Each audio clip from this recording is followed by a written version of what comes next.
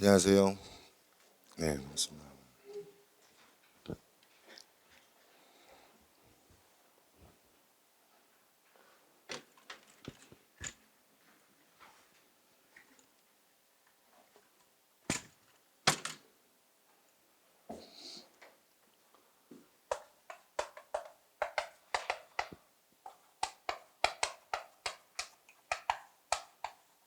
이 적어두세요.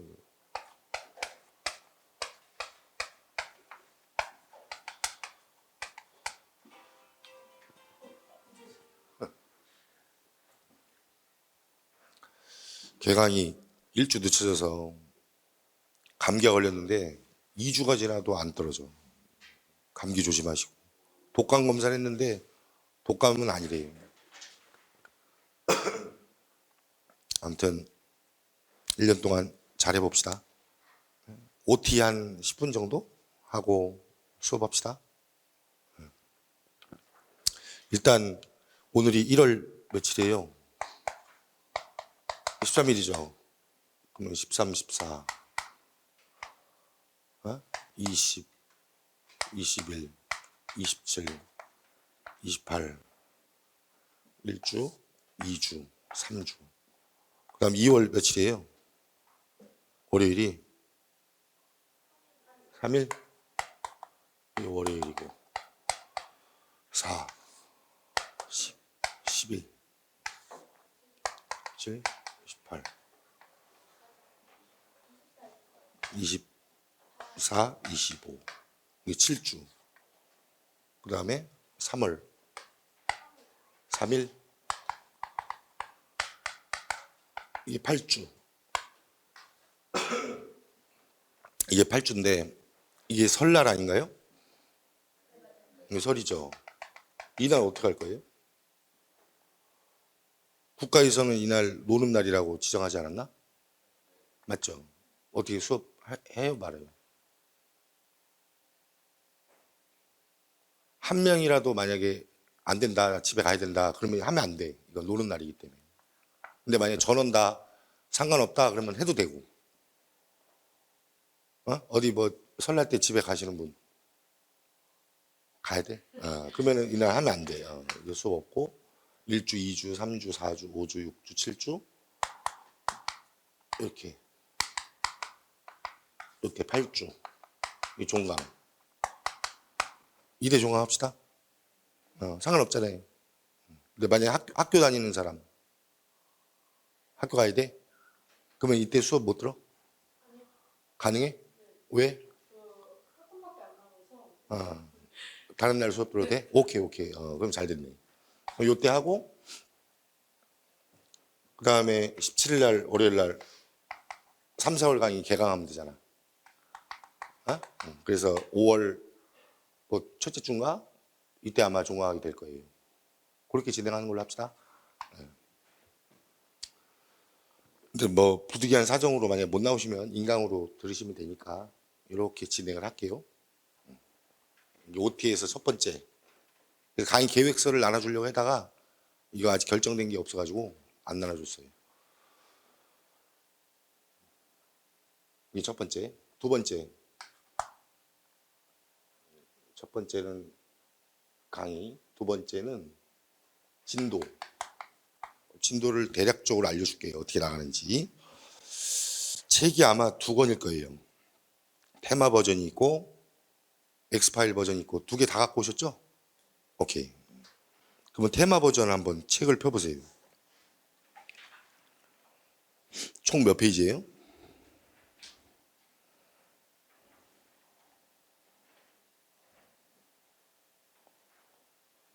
대략 한 270페이지 되지 않나?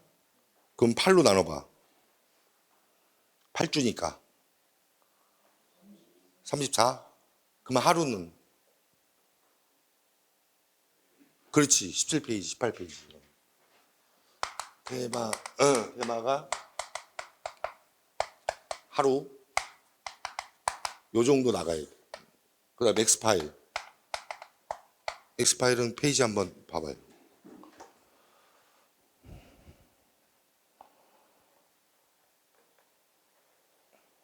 몇 페이지예요?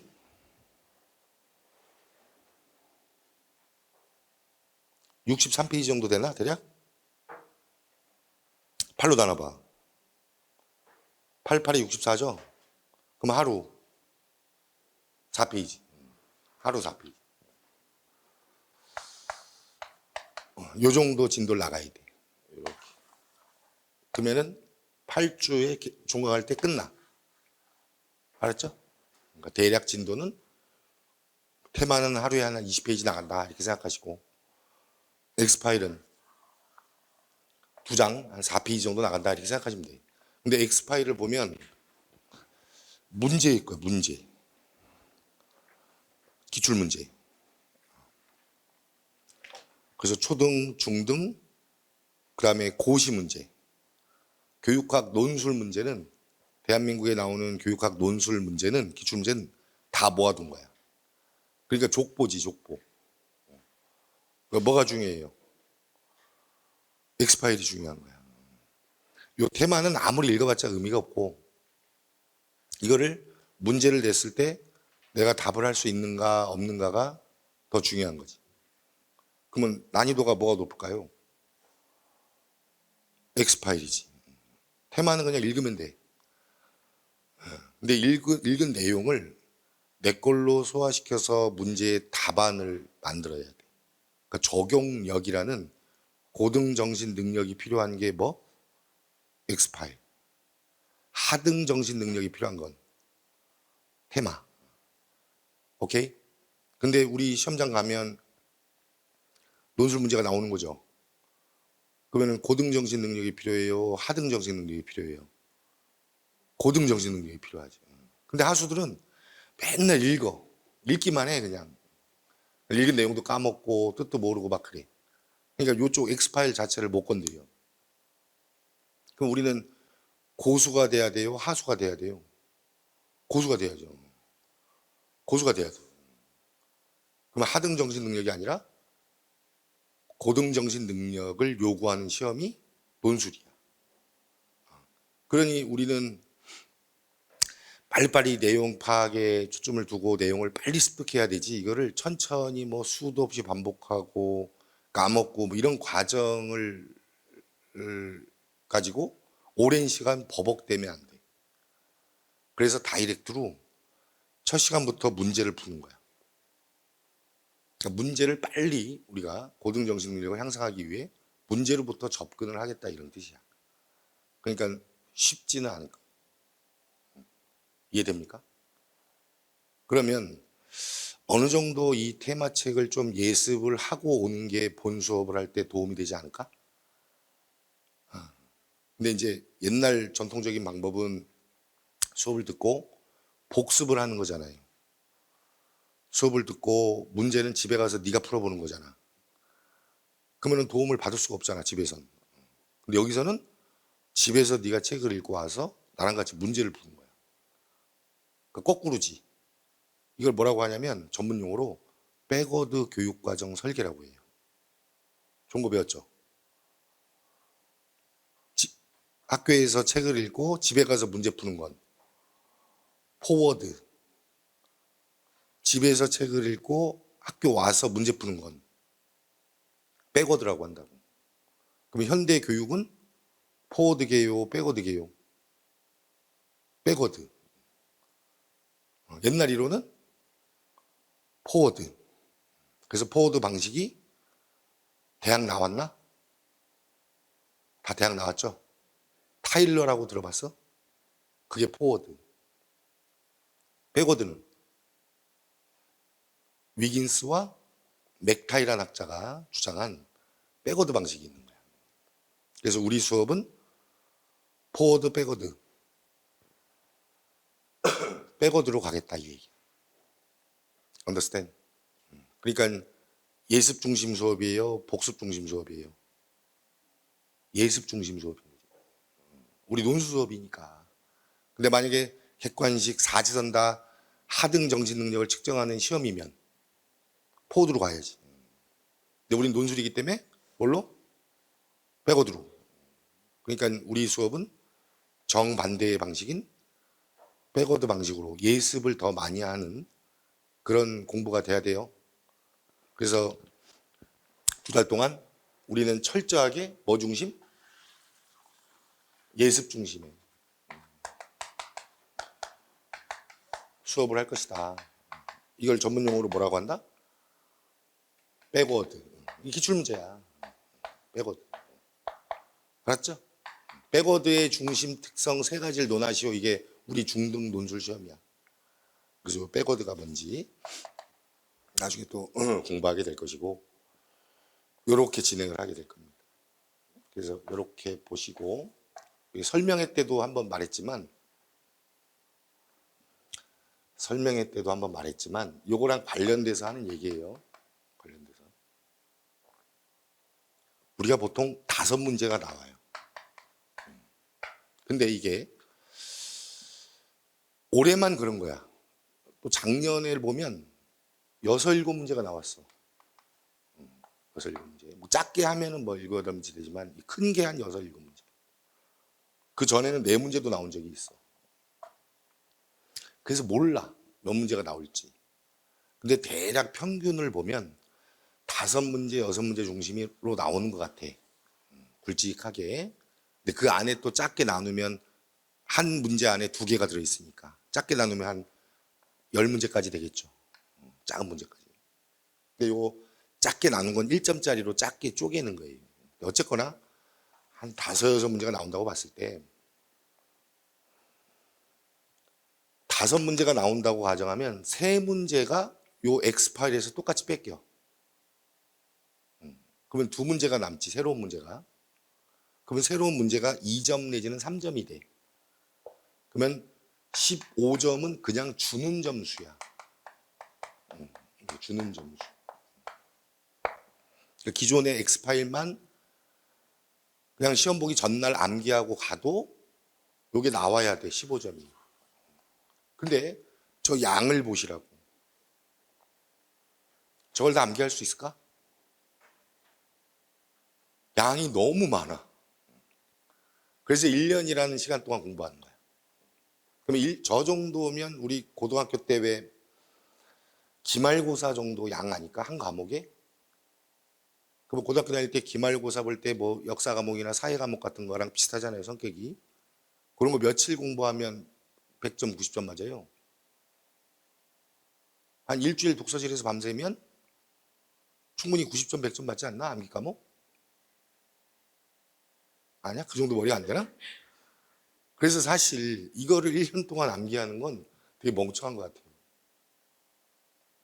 일주일만 정신 바짝 차려서 바짝 암기하면 몰라도, 뜻을 몰라도 암기하면 90점, 100점이 나오게 돼 있는 거예요.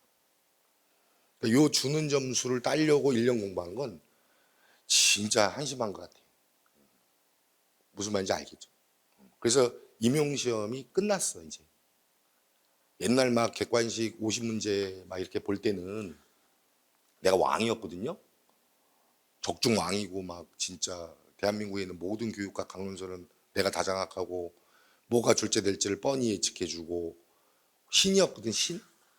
근데 논술로 바뀌면서 그런 신이 필요가 없어진 거야. 왜냐면 주는 문제가 몇 문제가 15점이 그냥 주는 문제거든. 그러면 이제 두 문항이 보도 듣도 못한 문항이 나온다고. 이 두 문항이. 5점 게임이야, 이제. 5점 게임이 펼쳐져. 그럼 이 5점은 암기해서 푸는 거야? 아니면 그 문제를 읽고 제시문을 보고 적용을 하는 거야? 적용을 하는 거죠. 이게 고등정신 능력이야. 5점이. 그래서 이거는 개인차야. 보도도 또 못한 문항을 가지고 그 제시문을 읽고 거기에 맞게끔 답안을 작성할 수 있는 능력을 요구하는 거죠. 어떻게 보면 이게 훨씬 쉽지. 암기해서 푸는 게 아니라 제시문을 가지고 답안을 추론하는 거니까 어떻게 보면 이게 훨씬 쉬워. 이건 암기를 해야 되는 거고. 요거는 그냥 내가 문제를 읽고 답을 하면 돼. 예컨대 이런 거야. 이런 거야. 음악의 순기능이 뭡니까? 이런 문제야. 음악의 순기능이 뭘까? 2개 쓰시오.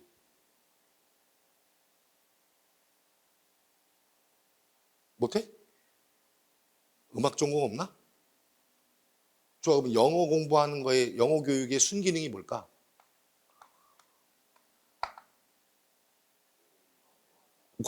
그렇지. 아우, 바로 정답. 또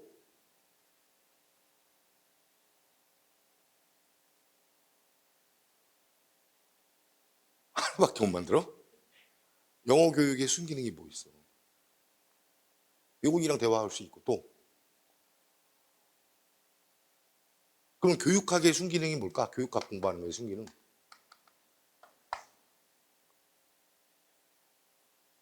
학생들을 뭐 잘 가르친다 뭐 이런 건가 또? 다 수단적인 의미만 있나? 교육학이라는 학문 자체에 가치는 없나? 공부하면서 쾌감 같은 거 못 느껴요? 이성이 둬야 된다든지 하면서 막 와, 깨닫는 게 있는다든지 이런 거 막 만들어내는 거야 그냥. 하지만 역기능이 뭐가 있을까? 교육학 공부하면 안 좋은 점이 뭐야? 어렵나 보네. 교육학을 공부하면요 다른 걸 못해요. 다른 가치 있는 걸 놓치게 돼요. 알바도 못하고 여행도 못 가고 다른 과목을 공부할 수도 없고 다른 경험을 하는데 시간이 뺏어가요. 그럼 역기능도 있는 거야. 그럼 이렇듯 어떤 문제를 줬을 때 거기에 맞게끔 생각을 해서 답을 하는 문항이 몇 문항? 두 문항. 이게 5점짜리라고. 그러면 이거 아무 말로 만들어도 하나씩은 만들 수 있지 않을까? 맞잖아. 그럼 두 문항에서 하나씩은 만들면 반점 까면 2.5점이 까지는 거잖아. 그러면 최악의 점수가 17.5점이 나온다는 얘기야. 이거 대충 찍어서 맞추면 19점 이상이 무조건 나오게 돼 있다고. 요거를 두 문항을 보도도 못한 문항을 뭐를 출제할지도 모르는 걸 다 찾아가지고 대비하는 건 어떻게 보면 미련한 짓이라는 거예요. 그러니까 우리가 중점을 둬야 될 것은 결론이 뭐냐면 X파일. 이게 몇 점 확보? 17.5점, 18점 확보가 된다 이 얘기예요. 요것만 이거 외우는데 며칠? 일주일. 일주일만 바짝 외우면 몇 점이 나오게 돼 있다. 18점이 나오는 시험으로 바뀌었다 이 얘기야. 그래서 교사 임용시험의 시험은 끝났다 이 얘기야.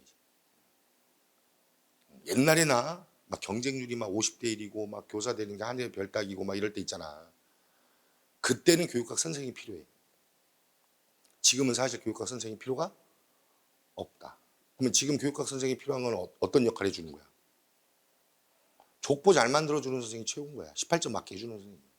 나머지 이 두 문항에 새로운 게 나오면 니들이 알아서 추론해서 운 좋으면 19.5, 운 나쁘면 18점 이렇게 보내죠.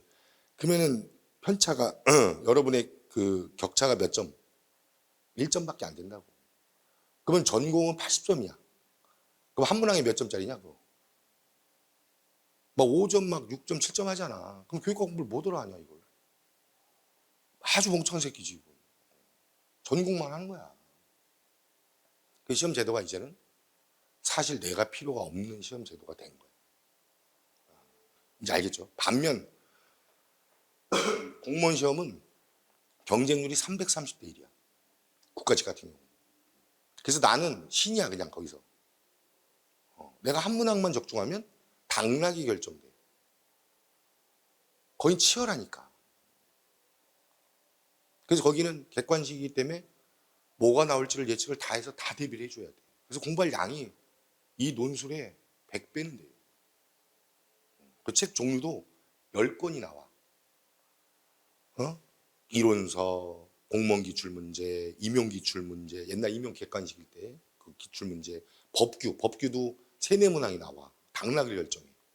법규책, 300페이지가 넘어.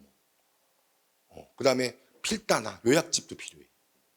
그 다음 모의고사, 단원별 모의고사, 전체 모의고사 등등 커리큘럼이 굉장히 빡빡해. 이제 우리 임용 논술은 사실상 끝났다. 그 시험 제도가 뭐 다당도도 없고 신뢰도마저도 없어요. 왜냐면 채점할 수 있는 능력자가 우리나라에 없어. 교육학 전공자가 누가 있냐? 교사가 채점해. 그럼 교사가 교육학을 알아 몰라? 여러분이 교사야 나중에 내년에. 여러분이 교육학 알겠어 모르겠어? 한 개도 몰라. 그럼 바보가 세 시채점에서 최고치와 빼고 평균점 내는 거야. 그냥 객관도가 너무 떨어져 지금 시험. 그래서 교육학 시험은 이제 끝났다. 100점도 20점밖에 안 된대다. 15점은 주는 문제로 출제하고 있고 5점을 따려고 1년을 허비하는 건 아주 미련한 것이다. 그래서 5, 6월 강의를 없앤 거예요. 사실 굳이 필요가 없어서. 그래서 5, 6월은 수강료 너무 비싸고 그래서 5, 6월 수강료를 내지 마라. 무료로 해줄게. 해가지고 5, 6월을 우리 그 공무원 시험 문제 있죠. 객관식. 그러면 출제위원은 똑같은 놈이야, 다른 놈이야? 대학 교수가 출제하는 거야. 똑같은 놈들이야. 그러면 객관식으로 낸 걸 논술로 바꿀 거 아니오. 그래서 객관식 기출문제를 논술로 변형해서 특강을 해줘. 그게 5, 6월이야. 그러면 작년에도 해줬고 재작년에도 해줬다고. 매년 기출문제는 다 분석해 주는 거야. 그걸 무료로 올려놨으니 그걸 들으시면 돼. 거기다가 올해 시험 볼 거 아니야 또. 올해 9급이랑 7급이랑 막 교육학 시험 볼 거 아니오. 그걸 논술로 바꿔서 올해 또 특강을 내가 해줄 거야. 그러니 그게 누적이 됐기 때문에 5, 6월 강의 커리큘럼 무료로 공부 안 해도 충분할 거야. 자료도 엄청 많고. 그러니까 1, 2, 3, 4, 5, 6, 7, 8, 90에서 여기는 이것들을 한 거를 토대로 특강으로 이렇게 진행을 할게요. 그러니까 나는 한 5월 달에 한 번, 6월 달에 한 번 정도 해서 특강해 주면 될 것 같아. 나머지 한 뭐 6회분인가 7회분 정도는 무료로 인강으로 이렇게 들으시면서 공부하시면 충분할 것 같아요. 그러니까 여기 뭐 공부를 안 하고 건너뛰는 게 아니라 공부할 양은 충분히 해놓을 테니까 잘 인강으로 또 직강으로 왔다 갔다 하시면서 연결하시라고. 전체 어떻게 진행되는지 알겠죠? 이렇게 진행을 할게요. 그래서 이렇게 나온다. 작년에 이제 합격한 학생이 문자 오고 이렇게 할 거 아니에요. 걔는 1.4점이 깎였다고 하더라고. 1.4점이 깎인 게 이 보도도 못한 두 문항 중에 이게 5점인데 1.4점이 깎였다는 것은 3.6점을 받았다는 얘기잖아. 그러면 대략 걔가 뭐 알고 풀었겠어? 그냥 막 대충 그냥 그 문제에 맞게끔 얘기를 했겠지. 거기서 몇 점을 그냥 기본 점수로 준다. 3점은 그냥 주게 돼 있다 이 얘기야. 그래서 최악의 점수가 몇 점? 18점. 최고 점수는 19점? 19점? 이 정도 잘 찍으면 나오지 않을까? 요 사이로 점수를 맞는 전략으로 효율적으로 공부하는 게 제일 타당하지 않겠느냐. 결론은 알겠습니까? 그러니까 요거를 뭐 막 디테일하게 죽기 살기로 막 암기할 필요는 전혀 없는 것 같고 여기서 출제 포인트가 무엇인가? 뭘 물어보려고 하는 것인가? 요거를 빨리 캐치하는 것이 지름길이다. 그래서 두 책 중에 중심책이 무엇이다? 엑스파일을 위한 게 수업의 본질이다. 오케이? 근데 이 엑스파일이 쉬울까 어려울까? 우리나라 최고 똑똑한 놈들 있죠? 관료될 놈들, 고시 문제. 가장 똑똑한 놈들이 보는 시험이에요. 그래서 난도가 무진장 높다. 그래서 이걸 이해하는 건 쉽지가 않다. 이걸 답을 찾기 위해 뭘 보조자료로 공부한다? 해마. 주 자료는 무엇이다? 엑스파일. 보조자료가 무엇이다? 해마. 오늘 됐습니까? 네. 엑스파일, 테마. 항상 끼고 다녀야 될 책은 엑스파일. 알았죠? 나는 수업할 때 이 엑스파일에 있는 문제를 어떻게 접근할 것이고 이 문제를 풀기 위해 가장 필요로 하는 기본적인 지식이 무엇인가? 요거를 잘 알려드릴게요. 알겠죠? 그래서 굉장히 슬림하게 핵심적인 아이디어가 무엇인지 그걸 찾는 데 초점을 둬야지 디테일하게 막 짜잘짜잘한 걸 암기할 필요는 전혀 없다. 그래서 슬림하게 이렇게 진행을 할 테니까 잘 따라오시면 될 것 같아요. 그래서 요 두 것만 내 걸로 만드는 게 2달 작업. 쉽지 않을 겁니다. 근데 요게 어렵다고 했잖아. 기출문제가. 이것도 언제 할까? 이거 문제만 있지 답지도 없어. 그럼 이거 또 언제 할까? 3, 4월이 기출문제 수업이에요. 여기. 이게 논객 특강이라고 우리 논술 시험 보기 전에 시험 제도가 객관식이었잖아. 그 다음에 또 논술 시험이 있잖아. 이 모든 기출문제를 모음집이 논객책이야. 바이블이라고 봐야지. 그러니까 우리 논술 5문제 중에 3문제가 뭐 3, 4문제가 어디서 나오냐면 옛날 객관식으로 나왔던 거 있죠? 그걸 논술로 변형해서 출제해요. 그러니까 요거랑 요거랑 같은 거야. 객관식을 논술로 바꾼 거야. 어쨌거나 모든 기출문제를 모아놓은 책이 3, 4월 책입니다. 그러면 여기 엑스파일에 있는 문제는 3, 4월 책이 있을까 없을까? 또 있죠. 그래서 또 2번을 하게 될 겁니다. 또 반복을 하게 될 겁니다. 그러니까 그때 답지가 다 있을 거예요. 그러니까 여기서는 추론하는 연습을 하는 것이고 그때 답지가 있으니까 그걸로 확실하게 내 걸로 만들어내면 되는 거야. 그래서 1, 2, 3, 4만 잘 끝내면 1년 커리큘럼이 다 끝나는 겁니다. 1년 커리큘럼이 다 끝난 거예요. 사실상 의미가 없어. 그래서 1, 2, 3, 4만 잘 해놓고 요거 이제 새로운 최근에 기출문제 내는 교수들 트렌드가 뭔지 알아내고 그 다음에 이제 7, 8, 90은 연습하는 거야. 근데 여러분이 이제 보도 듣도 못한 문항 한두 문항 정도 연습할 기회가 없잖아. 그런 거 문제로 만들어준 거 풀어보는 거야. 그 다음에 이걸 어떻게 대처하지 하면서 적용력을 키우는 시간이야. 그래서 7, 8, 90은 문제풀이 이렇게 되는 거야. 심플하죠? 자, 그러면 요거의 원리를 보면 우리가 시험 보기 위해선 기출문제가 뭔지를 알아야 되는 게 3, 4월이고 그거를 이해하기 위한 기본 베이스 지식 만드는 게 1, 2월이고 요것들 다 공부한 다음에 적용력 키우는 게 7, 8, 90이다. 이렇게 시스템을 잡으시면 됩니다. 그래서 결론이다, 결론. 언제 예습을 하냐면 1, 2월만 예습을 하면 돼요. 여러분이 교육학을 조금 관심을 갖고 공부를 해야 될 시기는 언제다? 1, 2월밖에 없어. 그 다음 만약에 3, 4월 그 논객책을 수업을 끝나게 되면 여러분이 예습할 것도 없고 할 게 없어요. 그러니까 언제만 공부를 해라. 1, 2월. 그 다음에 나머지는 다 모든 시간을 나에게 맡기면 돼. 수업 시간에 끝내야 돼.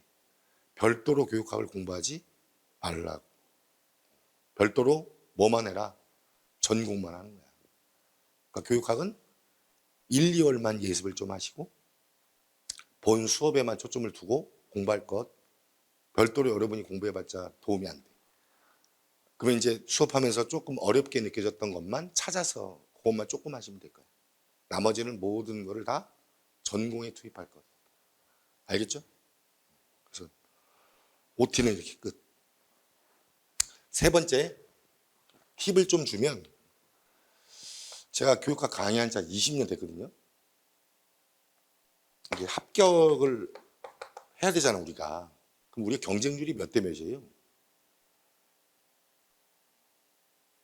지금 경쟁률이 몇 대 몇이에요? 뭐지? 한 5대 1 하나? 10대 1 정도? 5에서 한 10대 1 정도 하나? 그럼 이거 허수 다 빼면 막 바보들 막 접수해서 한번 봐보고 막 그런 거 빼면 바보 빼면 2대 1이야 2대 1. 솔직하게 말하면 2대 1. 바보 빼면 진짜 찐 경쟁률은 몇 대 1? 2, 3대 1이야. 어렵지 않아. 옛날에는 50대 1이었어요. 그러면 이건 진짜 고수만 붙는 거야. 그래서 그때는 여기 맨 앞에 앉아 있는 애들은 자리가 없으니까 다 마감이니까, 풀 마감이니까 막 새벽 5시에 와서 대학 노트 막 8권씩 지가 막 노트 정리하고 막 보집 메고 와서 여기 앉아서 울면서 공부했어요. 하나 틀리면 떨어지고 막 그랬어. 그때를 생각하면 상대적으로 비교해보면 지금은 교사 되는데 최고 적합한 시기. 세상 쉬운 시험이 지금 교육학, 교사 임용시험이야. 다른 데를 비교해봐도 다른 데 뭐 대기업 취직하기 쉽지 않잖아요. 그런 거 보면 어마어마하게 쉬운 시험. 9급이 더 힘들어. 그래서 지금 임용 준비한 애들이 9급으로 많이 오거든요. 행정직 간다고. 더 힘들어. 5과목을 다 100점 맞아야 돼. 국어, 영어, 한국사, 행정법, 교육학 이렇게. 더 힘들어. 경쟁률도 치열하고. 거기 보는 애들 중에 한 20%가 석박사 애들이야. 그리고 그거 만만치가 않아. 요거는 자격증 가진 사람만 보는 거야. 그러니까 이게 더 쉬워. 지금 뭘 얘기해 주는지 알겠지? 실제 경쟁률이 몇 대 몇이다? 2대 1이다. 바보가 아니고선 다 붙는 거다. 그렇게 생각하시면 되고. 근데 이게 붙은 애들의 공통점을 알려줄게. 작년에도 이렇게 붙은 애들 있잖아. 떨어진 애들이 있고. 붙은 애들은 결석을 한 번도 안 했어. 이게 공통점이야. 그럼 결국은 합격을 결정하는 거는 인지야, 태도야. 태도야. 왜냐면 태도가 뭘 만드니까. 인지를 만들지 만들어. 근데 떨어진 놈들은 뭐 이렇게 이유가 많은지 모르겠어. 결석해야 될 이유가 너무 많아. 아프고요, 일단. 그다음 뭐 결혼식이 뭐 있고요. 뭐 상가집 가야 되고요. 뭐 졸업식이 있고요. 뭐가 있고요. 예비군 훈련이 있고요. 되게 많아. 빠져야 될 이유가. 이상해 안 이상해? 이상해. 걔한테는 꼭 그런 게 많고 붙은 애들은 그런 게 없어. 그런 게 있어도 수업을 듣고 가나 봐. 그래서 바라는 건 뭐냐면 정말 합격을 하고 싶은 사람은 오늘부로 수업 끝날 때까지 결석 한 번도 하지 말아봐요. 그럼 무조건 합격하게 돼 있어. 그게 20년간 붙은 사람들의 공통점이었다. 떨어진 애들의 공통점은 되게 공부를 할 수 없게 만드는 것들이 많다. 그거를 뭐라고 하냐면 환경을 통제하는 능력이라고 그래. 그걸 스턴버그는 지능이라고 합니다. 이제 알았죠? 근데 우리는 그걸 지능이라고 생각 안 했잖아. 근데 그게 뭐였다? 지능이었다. 그래서 앞으로 1년 동안 공부할 수 있는 환경을 잘 만드는 능력이 곧 지능이니 지금까지 지능이 좀 떨어졌다면 그 지능을 향상시키기 위해 노력할 것. 그래서 지능은 노력으로 극복이 가능하다라고 주장한 학자가 스탄버그예요. 내 사촌 형도 서울대 수석으로 입학했거든요. 치과 의사야. 근데 그 형을 보면요. 단 1분도 뻘짓하는 걸 본 적이 없어요. 그 형을 매일 친척네 집에 놀러 갈 거 아니에요. 설날에도 가고 뭐 추석 때도 가고 할 거 아니에요. 외삼촌 아들이니까. 볼 때마다 공부만 해. 너무 신기해. 근데 지금도 60이 넘었는데 60인데 62살이지. 치과가 9시부터 6시까지 근무를 해요. 여러분 같으면 할 수 있겠어요? 10살 때부터 60살, 50년간을 9시부터 6시까지 뻘짓 1분도 안 하고 묵묵히 일만 할 수 있겠어요? 아니야, 그 형 보면 사람 같지가 않아요. 놀라워요, 놀라. 그러니까 결국은 성적은 뭐로 결정된다? 태도다. 합격. 자, 이제 합격 노하우까지 알려줬어요. 경쟁률이 몇 대 몇이다? 2대 1. 잊으면 안 돼. 2대 1. 한 명만 죽이면 돼. 근데 걔랑 뭐로 비교해 보면 답이 나온다? 합격인지 불합격인지? 태도를 보면 답이 나온다. 결석했냐? 안 했냐? 게임이다. 알았죠? 그래서 내년에는 학생도 별로 없는데 완전 학습합시다. 모두가 다 전원 합격할 수 있는 그런 공부를 합시다. 알겠죠? 그리고 학생도 얼마 없는데 결석하고 그러면은 빠지고 싶어 안 빠지고 싶어? 여기 몇 명 없는데 누가 빠졌어. 그럼 나는 다음날 수업하고 싶어 빠지고 싶어? 아니 빠지고 싶지. 자기는 빠졌는데 뭐 나는 안 빠지고 싶겠냐. 이게 서로 영향을 끼치는 거예요. 그래서 서로 잘 우리 이런 서로 성실한 태도를 보이는 건 남한테 악영향을 끼치니까 그건 악이니까 선이 아니라 악이니까 그러지 말고 결석하지 말고 끝까지 잘합시다. 그래서 만약에 중간에 여러 명이 좀 빠지면 폐강하는 걸로 의미가 없잖아. 그잖아. 힘 빠져서 뭔 의미가 있겠어요. 그래서 결석하지 않고 하는 걸로. 그래서 다시 정리하면 1. 강의 진행, 2. 진도, 3. 태도. 됐죠? 이것만 잘 수행한다면 별 무리 없이 합격할 수 있을 겁니다. 그래서 그렇게 OT 끝.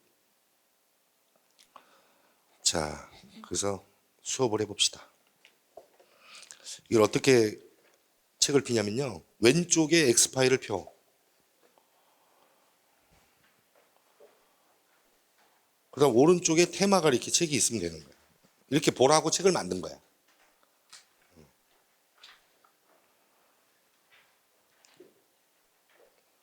네, 아무튼 책 작품 중에 최고의 역작 같아요. 가장 공부하는데 효율적이고 효과적으로 공부할 수 있도록 책을 구성한 것 같아요.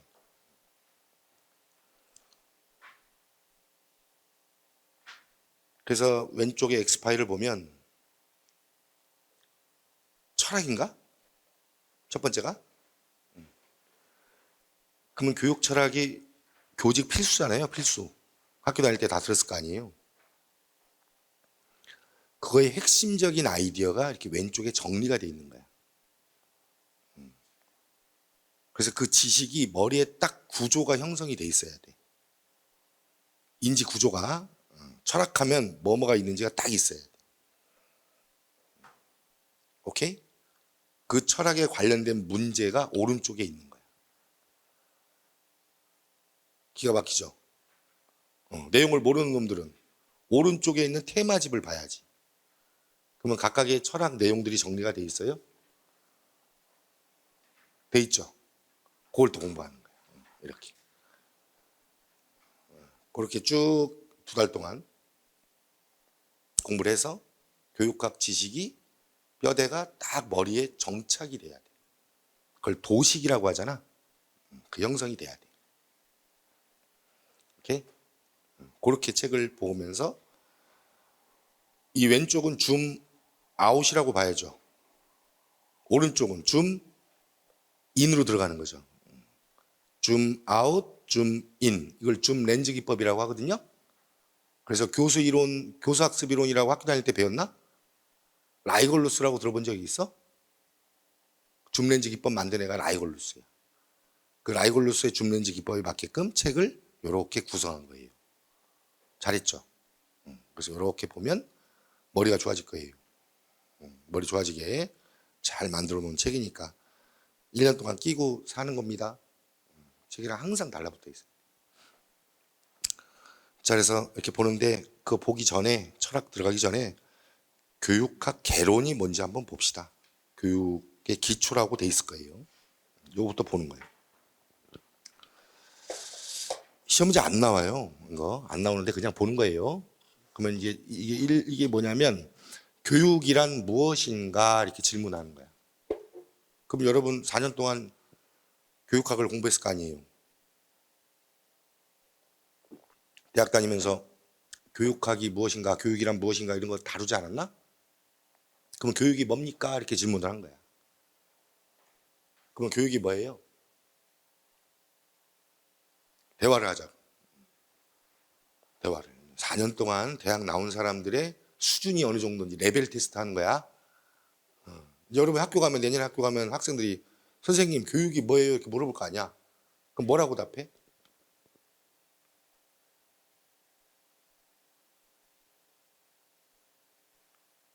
그러고 있을 거야? 내년에 학생이 선생님 교육이 뭐예요? 그런데 계속 그렇게 째려보고 있을 거야? 이거야 이거. 우리 수준이 너무 심각한 거지. 공부를 하는 척만 했지 제대로 사유하고 공부를 한 사람이 존재하지 않는 거야. 민망해 안 민망해? 아 민망하잖아. 되게 쪽팔린 거야. 4년간 우리는 뭐 한 거야? 뻘짓한 거지. 등록금만 날리고.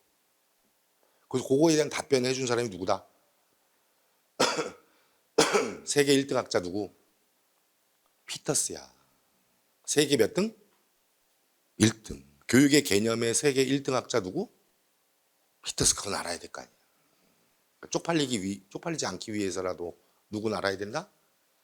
피터슨. 교육학 책을 피면 제일 먼저 나오는 학자가 누구다?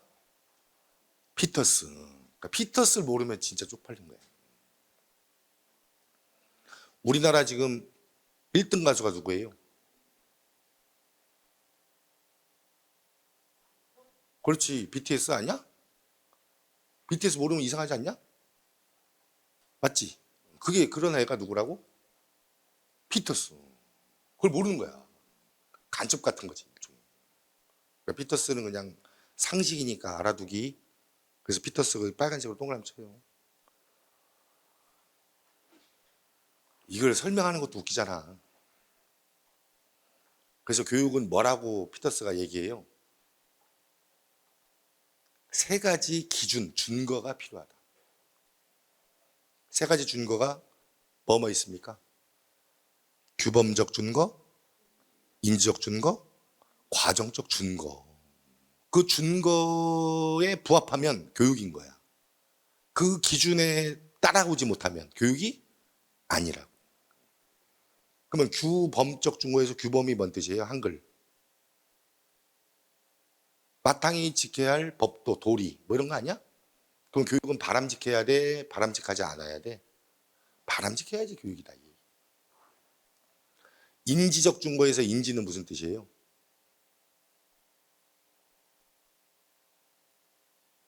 여러분 뭐 대학 다닐 때 심리학 시간에 인지주의, 뭐 인지심리학 이런 것, 인지발달 이론 뭐 이런 단어 안 들어봤어?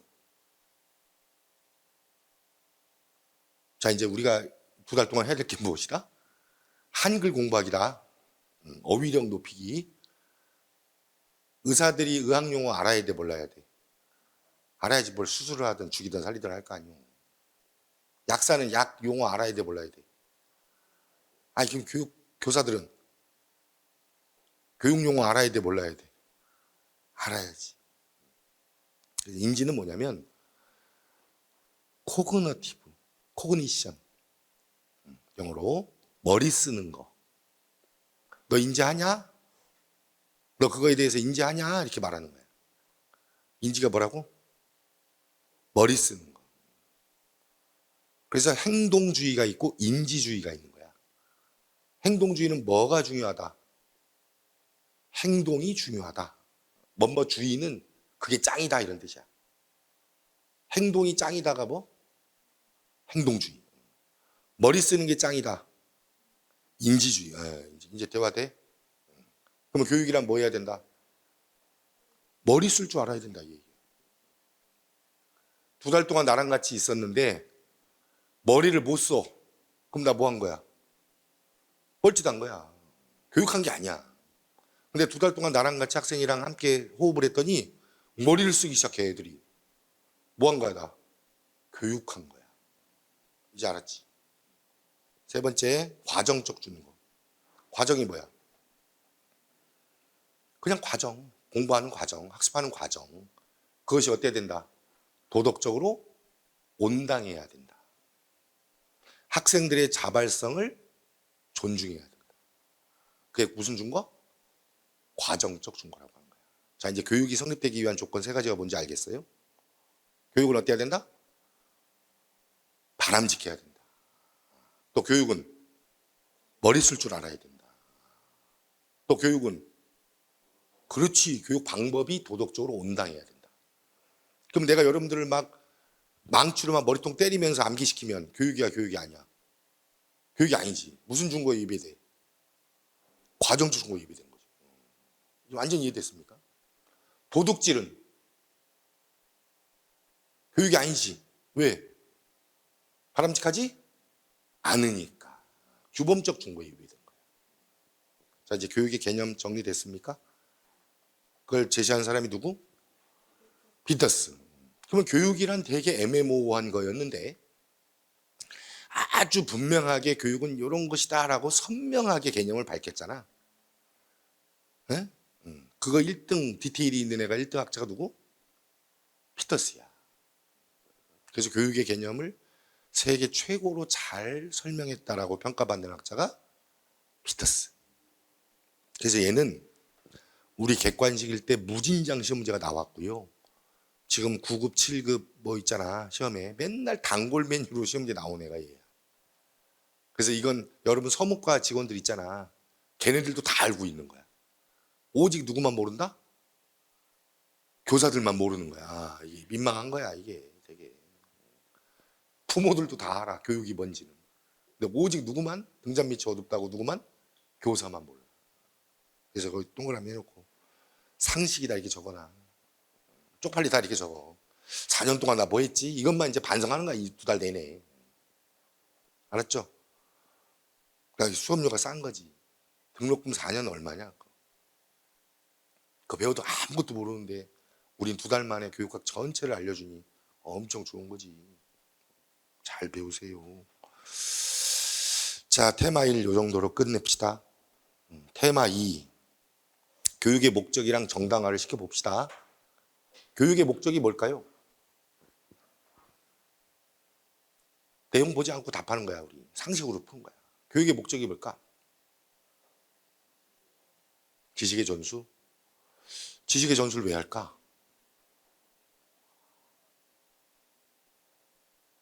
학생들한테 지식을 전수해 주는 게 교육이라며. 왜 지식의 전수를 해줄까?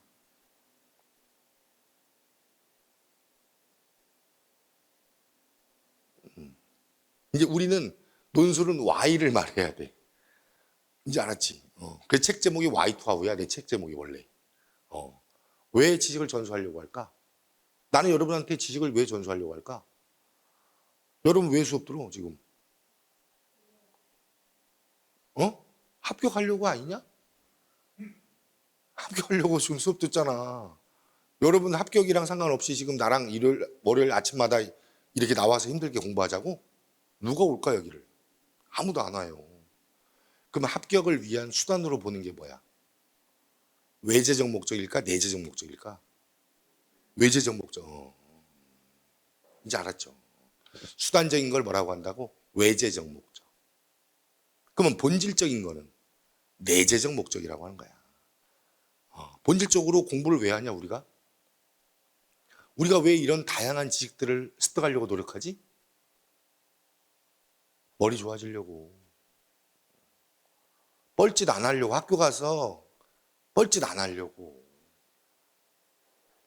학교 가서 사고 치면 안 되잖아. 머리 좋아지려고. 알아야 되니까. 교육이 뭔지를 알아야지만 교육자가 되잖아. 그래서 교육 그 자체의 가치에 초점을 두는 목적을 내재적 목적이라고 하는 거야. 교육 안에 있는 가치를 끄집어서 목적으로 설정한 걸 내재적 목적. 교육 바깥에 있는 거를 끄집어서 목적으로 설정하면 외재적 목적인 거지. 교육이 아닌 합격의 수단으로 보는 게 외재적 목적인 거고, 교육 그 자체로서의 가치를 가지고 목적으로 설정하면 내재적 목적인 거지. 알았죠? 그러면 우리는 지금 요거 하나하나를 알아내는 데 초점을 두고 있는 거 아니야? 그러면 내재적 목적이야, 외재적 목적이야? 내재적 목적인 거지.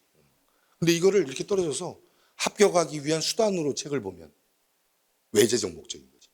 이 자체를 알고 싶어서 재밌어서 보는 건 내재적 목적인 거지. 지적으로 내가 탁월해지기 위해서 이걸 공부하면 내재적 목적인 거지. 근데 합격하기 위해서 공부하면 외재적 목적이라고. 알겠습니까? 교육의 목적에는 내재적, 외재적이 다 있는 거야. 가르치는 일 자체가 좋아서 하는 건 내재적 목적이야. 근데 돈 벌기 위한 수단으로 지금 가르치면 외재적 목적이겠지. 이해됩니까? 그러면 처음에 시작할 때는 주로 뭐야? 외재적 목적으로 시작을 하지. 근데 빠져들기 시작하는 거지. 뭘로? 내재적인 목적으로. 그러면 교육의 목적으로 우리는 뭘 중시해야 될까? 내재적 목적에 초점을 둬야 될까? 외재적 목적에 초점을 둬야 될까? 당연히 내재적 목적에 초점을 둬야지. 그러면 지금의 작금의 현대교육을 비판하시오 이렇게 시험 문제가 나오면 학교를 썩었다 이렇게 비판해야지. 왜? 교육의 본질적인 가치를 추구하는 게 아니고 수단적인 가치에 몰두하고 있다. 학교가 미쳤다. 아이들의 지적인 도덕적인 탁월함을 키우려고 교육하는 게 아니고 어느 대학에 들어갈 것인지를 궁리하고 앉아있다. 미친놈들이다 다. 선생들도 미쳤고 학부모도 또라이들이다 이 얘기야. 정신 나갔다. 그래서 최고 좋은 대학교 들어갔다. 그랬더니만 쿠데타 일으키더라 이 얘기야. 정신이 나갔다. 교육은 지적인 탁월함과 도덕적인 탁월함을 목적으로 해야지 다른 이외의 수단을 위해서 교육을 활용하면 안 된다. 이런 비판적인 답안을 쓸 수 있기 위해 요 두 단어가 필요한 거예요. 오늘 좋은 거 배웠네. 두 단어. 내재적 목적, 외재적 목적. 이 두 단어야. 시험지 나오는 게. 여러분 한국사 그 자격증도 있어야 되나? 시험 보려면? 그럼 왜 성리학에서 뭐 위기지학이나 뭐 이인지학이나 이런 단어 시험 문제 나오고 막 그러지 않냐? 몰라? 한국 교육사도 원래 시험 봐야 되는데 우리는 논술 시험으로 바뀌고 그런 게 시험지 안 나와요. 그러니 우리는 15과목이 교육학인데 그 중에 한 7과목, 5과목, 7과목만 시험 문제 내는 거야. 그래서 서양 교육사, 한국 교육사가 다 죽어 있는 거지 지금. 위기지학은 자기 충실을 위해서 공부하는 거고 위인지학은 남을 위해서 공부하는 거야. 남한테 보이기 위해.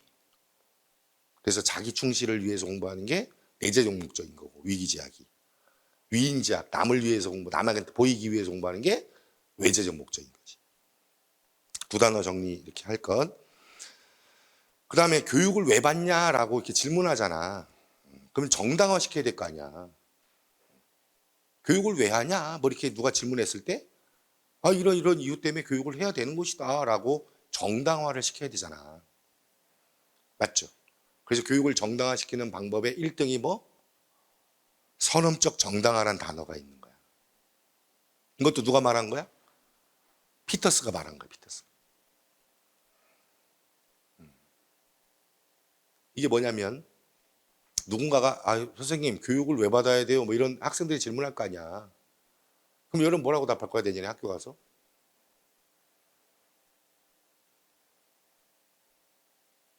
이제 맨날 이제 그런 고민이야. 내년에 학교 가면, 선생님 되면 학부모도 맨날 그런 질문하고, 학생들도 맨날 그런 질문을 할 거야. 아, 꼭 이걸 공부해야 됩니까? 이게 꼭 필요해요? 뭐 이렇게 질문할 거라고. 선생님, 얘가 지금 이거 하는 게 맞습니까? 뭐 이렇게 물어볼 거 아니야, 학부모들이. 그럼 여러분들 어떻게 정당화 시킬 거야? 그때 써먹으라고. 그래서 이거 알면 좋아, 안 좋아? 좋잖아. 별표 쳐놓고 알아두라고. 네가 질문하기 이전에 교육 그 자체에 가치가 있다고. 그러니까 꺼지라고. 그게 무슨 정당화? 선언적 정당화야. 네가 경험하기 이전에 이미 교육은 가치를 품고 있다고. 교육 그 자체에 있는 가치는 이성을 도야시킵니다. 또 몰입하게 만듭니다. 권태의 결여가 있습니다. 고로 그 자체의 교육의 가치가 있기에 네가 질문하는 것이 성립이 안 된다. 그걸 무슨 정당화? 선언적 정당화라고 하는. 좋은 거 배웠죠? 그렇게 어려운 단어일 거예요. 선언적 정당화. 자, 피터스가 한 얘기들이 테마 1, 테마 2 이렇게 있어서 단어가 있습니다. 이게 교육학 개론이에요. 근데 이거 말고도 더럽게 많은데 시험지 안 나오니까 그냥 뺀 거예요. 자, 바로 철학으로 들어갑니다. 철학은 너무 어려울걸요? 철학은 나도 뭐 철학 전공이 아니지만 학교 다닐 때 뭐 교육 철학 필수로 뭐 한 3학점짜리 듣지 않나? 그때 뭐 들었냐면 지도 교수가 부버 전공이야, 부버. 마틴 부버. 그래서 한 학기 내내 부버 얘기만 하다 끝났어. 나는 철학이 부버만 있는 줄 알았어. 근데 부버는 실존주의 교육 철학 사상가 중에 한 명이야. 근데 그 지도 교수는 이스라엘 구리본 대학 출신이야. 거기서 학위를 받아온 거야. 부버 전공을 해갖고 온 사람이야. 그러니까 그 사람은 부버밖에 몰라. 그래서 그냥 부버로 시작해서 부버로 끝났던 거지. 그래서 다 독학했던 거예요. 그래서 철학이 이렇게 있으면 철학을 공부하는데 되게 힘들었던 것 같아. 이거를 공부하는데 철학책만 한 20권 이상 읽은 것 같아. 그래서 거기 전통 철학이 있고 4대 철학이 있고 현대 철학 이렇게 세 가지로 나눕니다. 근데 그 현대 철학에 실존주의가 있고 분석 철학이 있고 비판 철학이 있고 포스트 모더니즘이 있고 신자유주의가 있는 거야. 그래서 철학은 이렇게 정리하면 됩니다. 아니, 판사할 필요 없잖아. 책에 있잖아. 거기 책의 왼쪽에 보면 엑스파일 보면 전통 철학에는 관념론, 실제론, 자연주의, 프래그마티즘 이렇게 정리가 돼 있고 그 다음에 미국의 4대 철학에는 진보주의, 본질주의, 항존주의, 재건주의 이렇게 돼 있지 않아? 그 다음에 뒷장 넘기면 현대 철학에는 실존 철학, 분석 철학, 비판 철학, 포스트 모더니즘, 홀리스틱 현상학, 해석학, 신자유주의 이렇게 있는 거 아니야? 그게 뼈대야, 뼈대. 철학을 공부하면 도식이 그렇게 머리에 딱 있어야 돼. 알았죠? 자, 그러면 어느 정도 아는가를 한번 테스트 해봅시다. 어? 4년 동안 배운 실력을 한번 테스트 해봅시다. 관념론이 뭡니까?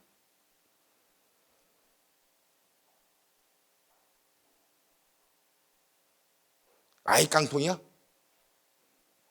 그러면 학교 다닐 때 철학 시간에 중간고사 나왔던 문항이 뭐예요? 아니 교사 자격증을 받으려면 교육 철학은 무조건 이수를 해야 되거든? 받았을 거 아니야 수업을. 그러면 중간고사 기말고사 때 나왔던 거 기억 안 나? 그것도 안 나? 야 졸업한 지 얼마나 됐다고 기억이 안 나. 난 지금도 기억나는데 부보였다니까 내 시험 문제는. 기억 안 나? 아 그래? 그러면 4대 철학은 배웠나? 진보주의, 본질주의, 뭐 항존주의, 재건주의는 들어본 것 같아? 아마 학교 패턴이 중간고사는 4대 철학을 내고요. 기말고사는 현대 철학을 내게 돼 있어요. 그게 나왔을 겁니다. 전통 철학은 안 나와요. 오케이? 이런 거야. 관념론은 절대적인 진리는 어디에 있다? 관념에 있다. 이게 관념론이야. 그러면 아니, 판사하지 마. 책에 다 있어. 여러분 판사를 할 필요 없어요. 어? 기자들이 온 게 아니잖아. 중요한 내용은 책에 다 있는 거야. 판사 절대 하면 안 돼. 내 얘기를 잘 들어. 나랑 대화하러 온 거니까. 실자의론은 이 단어야. 이제 단어 공부해야 돼. 실자의가 뭡니까? 실저의도 있잖아. 교육학에 맨날 실자의, 실저의 막 이런 단어 나온다고. 그럼 단어 공부해야 될 거 아니야. 실자의가 뭐게?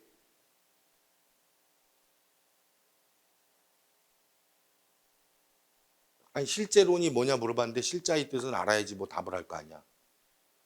관념론은 뭐야? 관념, 관념, 관념, 사유. 이게 관념이야. 그러면 절대적인 진리는 어디에 있다고? 머리에 있다, 머리. 사유에 있는 것이다. 사유. 그러면 관념론의 교육 목적은 뭐냐? 사유력을 기르는 거지. 그래서 이성을 도야시키는 것이다. 이성 능력을 도야시키는 것이다. 교육은. 진리는 어디에 있으니까? 이성이 있으니까. 그래서 이렇게 논리가 되는 거야, 이렇게. 그러면 실자의는 뭔 뜻이야? 이게 뭐야? 칠판. 이건 뭐야? 분필. 나는 이경범. 나 이경범. 내 이름 알았죠? 얘는 뭐야? 텀블러. 얘는 뭐야? 이거? 책. 이거 교탁. 이거 마이크. 잘 안 해. 그걸 실자의라고 하는 거야. 그러면 진리는 어디 있다? 사물 자체 안에 있다 이 얘기야. 진리가 머리통에 있다. 관념론. 진리는 사물 그 자체 안에 있다. 이게 뭐? 실자의론. 오케이? 그러면은 뭐에 초점을 두고 교육을 해야 돼? 사물 자체에 초점을 두고 교육을 받아야 된다 이 얘기야. 그래서 나무를 공부해야 되고 바다를 공부해야 되고 구름을 공부해야 되는 거야. 실자의를 중시해야 되는 거야. 그 안에 있는 본질적인 속성이 뭔지를 알아내는 게 진리니까. 그래서 자연과학 발달에 크게 영향을 끼친 게 뭐야? 실자의론이지. 실자의의 뜻인지 알았죠? 실자의의 반대말이 뭐? 관념.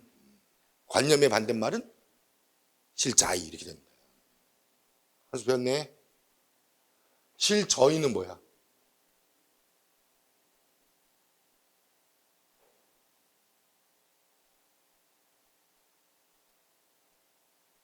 실저의. 여러분 학교 다닐 때 책 사면은 교육 철학의 이론과 실제 뭐 이런 책 있지 않아 항상? 가설적으로 만들어내서 증명한 론이 뭐야? 사유가 이론. 이론의 반대말. 실제로 벌어진 일 그게 뭐야? 실저의. 실제로 나타나는 현상 이게 실저의.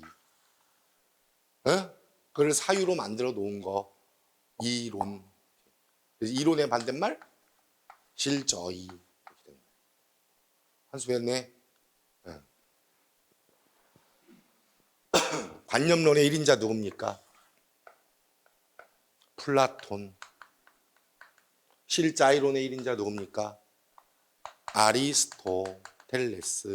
이제 고등학교로 넘어가는 거야. 고등학교 때 배웠던 건 윤리 시간에 배웠던 건 누구?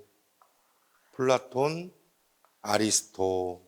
대학교 때 배우는 용어 관념론, 실제론. 여러분 어디 나왔다고?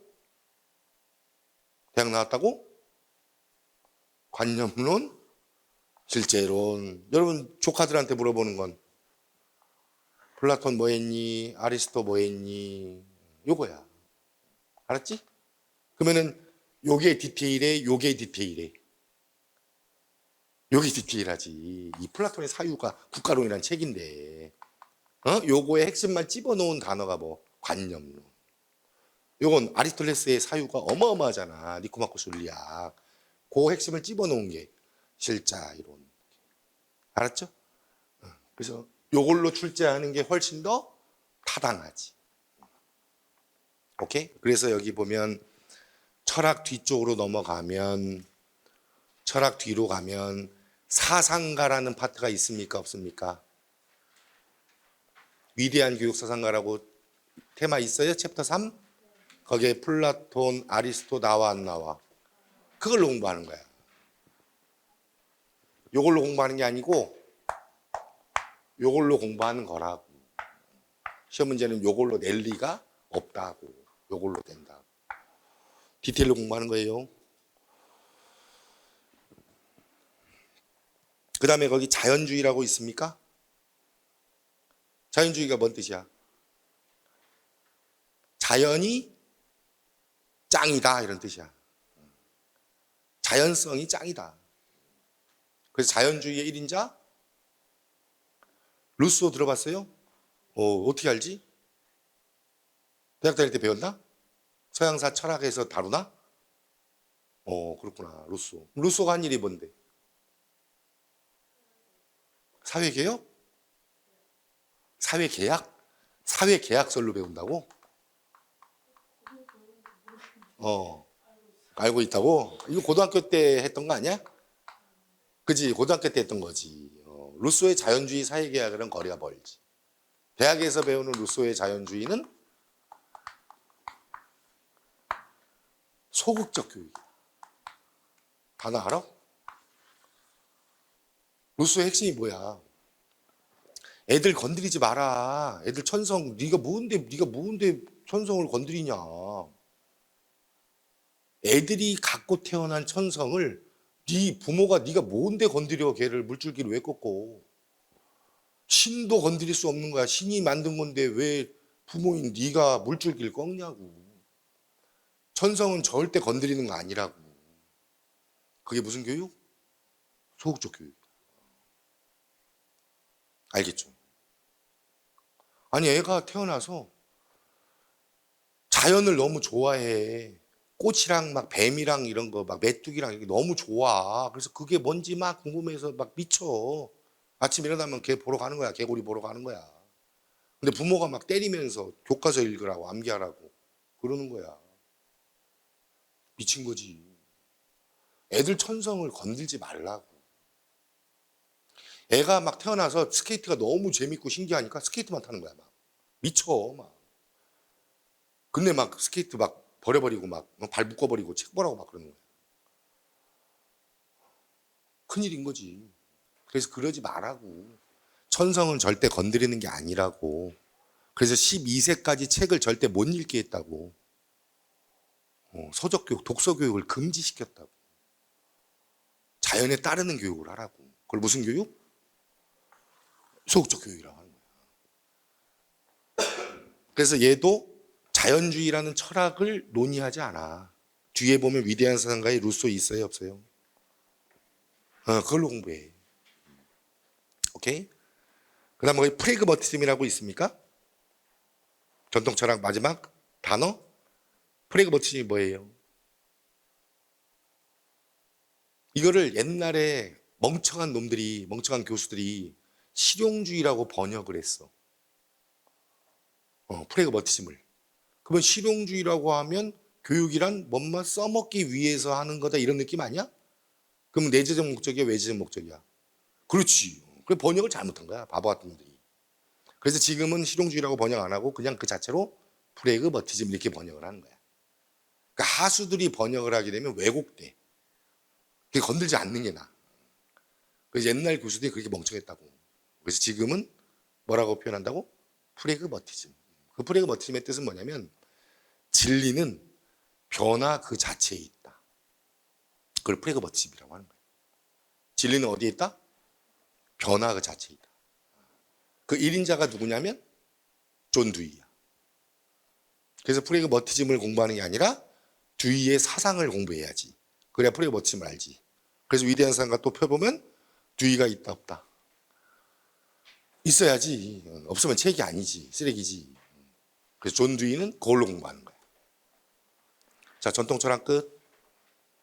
자, 그래서 전통 철학은 내가 설명할 게 없는 거고 뒤에 사상가로 설명하면 되고 저는 4대 철학을 설명합니다. 중간고사랑 기말고사는 뭐가 나온다? 4대 철학이랑 현대 철학이 나온다. 지금 9급, 7급 고시 문제에도 계속 뭐가 출제된다? 4대 철학이랑 현대 철학이 출제가 된다. 알았죠?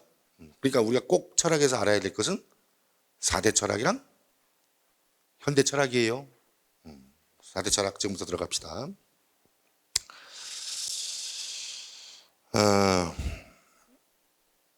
철학을 들어가기 앞서 한 수 가르쳐 줄까? 철학의 기능이 뭡니까? 철학을 공부하면 뭐 좋아? 이게 기능이야. 어디다 써먹어? 이런 거. 시험 문제 나올 때 교육 철학의 기능에 대해서 논하시오 이렇게 나오면 기능이 뭔 뜻인지 알아야 될 거 아니야. 어디다 써먹냐 이런 뜻이야. 오케이? 교육 철학을 공부하면 뭐 좋아? 이걸 먼저 우리가 사유하고 철학을 공부해야 되는 게 맞잖아. 철학을 공부하면 뭐 좋을까?